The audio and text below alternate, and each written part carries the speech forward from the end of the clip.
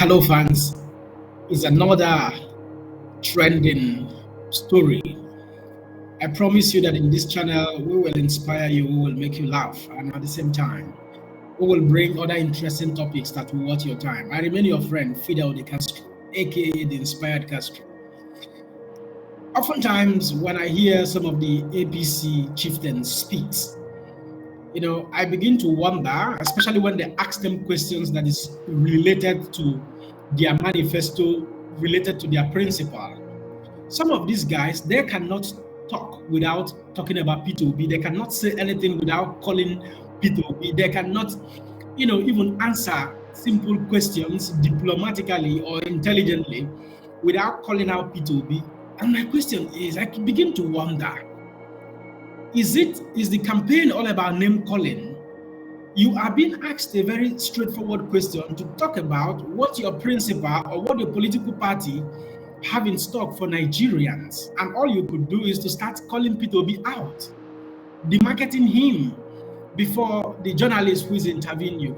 This is really very sad. And when you begin to look at the portfolio of some of these guys who are making this name calling, you find out that they do not have any track record, that some of them are simply jumping from one political party to another, what people call stomach infrastructure. They are simply looking for what to eat. They are simply looking for money they could, probably, squander. I'm sorry to use that word, but it is really very sad. Watch this interview of Femi Fani-Kayode and let me know what you think, because it's really very sad. When I listened to him talking, I couldn't, pick one singular reasons why people should be convinced to vote for APC. It is really very sad. Watch the video and then go nowhere. As well, when the time comes. So let's close this interview in 30 seconds. And I like to draw inference from the answer that he gave in that interview when they asked why is it better if he's going to vote for any of the other candidates. And he said no, that he will vote for him. I mean, he's better of the lot. Those who have, and criticism have come on that response also, why Nigerians should consider Bola Tinubu as a choice. You want me to answer that? I'll answer that. First of all, Bola Tinubu does not betray his own. Bola Tinubu supports his own. Atiku, on the other hand, always talking about how wonderful the Obasanjo administration was. And he's right, absolutely wonderful. I was in that government.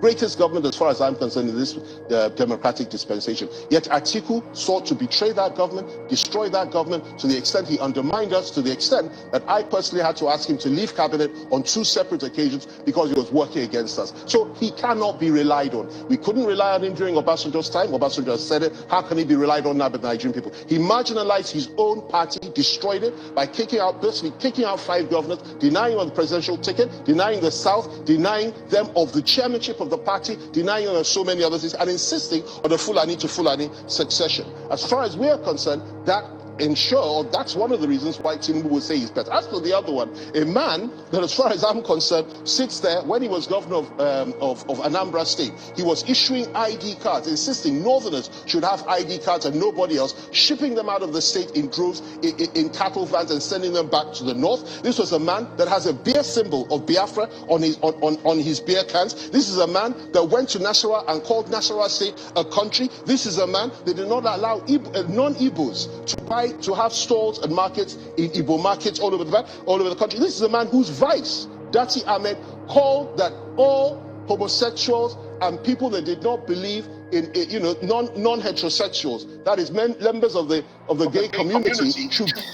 You can see he is not answering the question that was asked by the journalist. It is really very sad. We should in this century move from campaign of calumny to an issue-based campaign where you have to outline with facts and figures what your principal have done, what he intends to do, and give a clear roadmap on how he intends to achieve those manifesto. It is unbecoming why they have to all the time call names, support politicians, he begins to even call out Atiku, call out Peter Obi and all of that. This is not what politics or what campaigning should be about. We should have forgo this stage of campaign in this century. Honestly speaking, you shouldn't base your discussion or your interview in the marketing other candidate. Tell us what your candidate wants to do, what he has done. Give us evidences.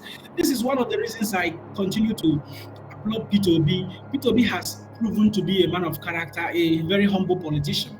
Peter Obi, it is very hard for you to listen to Peter Obi and hear him begin to call out politicians. And I hope that people who are growing up, the young people who are admiring the political space to be there someday, I hope they would look at the person of Peter Obi and actually, borrow a leaf from the his campaign strategy, the type of life he's living currently, the type of life he has lived.